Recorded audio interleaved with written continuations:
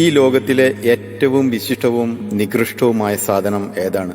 നാടുകടത്താൻ വിധിക്കുന്നതിനു മുമ്പ് ന്യായാധിപൻ കുറ്റവാളിയോട് ചോദിച്ചു. ഒരു ദിവസം സമയം തരാം, ഉത്തരം ശരിയാണെങ്കിൽ ശിക്ഷയിൽ നിന്നും രക്ഷപ്പെടാമെന്നും ന്യായാധിപൻ പറഞ്ഞു. വീട്ടിലെത്തിയ പ്രതി അന്ന് നടന്ന സംഭവങ്ങളെല്ലാം ഭാര്യയോട് പറഞ്ഞു. അല്പം ആലോചിച്ച ശേഷം അവൾ പറഞ്ഞു, നിങ്ങൾ കുറ്റവാളിയാണെന്ന് ന്യായാധിപൻ വിധിക്കാൻ കാരണം നിങ്ങൾ സമർത്ഥമായി കളവ് പറഞ്ഞ് ആളുകളുടെ പണം തട്ടിയെടുത്തതുകൊണ്ടാണ്. അതിന് നിങ്ങൾ ഉപയോഗിച്ചത് നിങ്ങളുടെ നാവും. അതുകൊണ്ട് ഏറ്റവും നികൃഷ്ടമായ സാധനം നാവ് തന്നെയാണ്.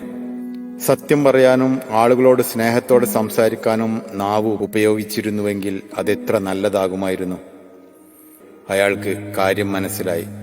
പിറ്റേ ദിവസം ന്യായാധിപന്റെ മുമ്പിലെത്തിയ അയാൾ ഇങ്ങനെ പറഞ്ഞു, ഈ ലോകത്തിലെ ഏറ്റവും വിശിഷ്ടവും നികൃഷ്ടവുമായ സാധനം മനുഷ്യന്റെ നാവ് തന്നെയാണ്.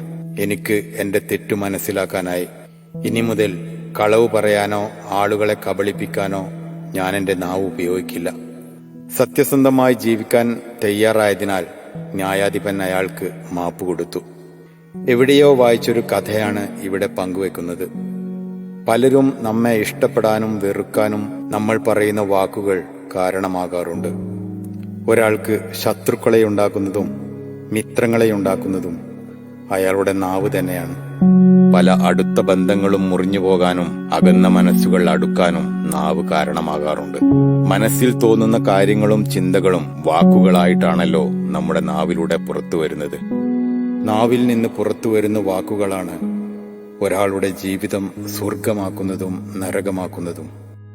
അതിനാൽ നാവിനെ സൂക്ഷിക്കുക.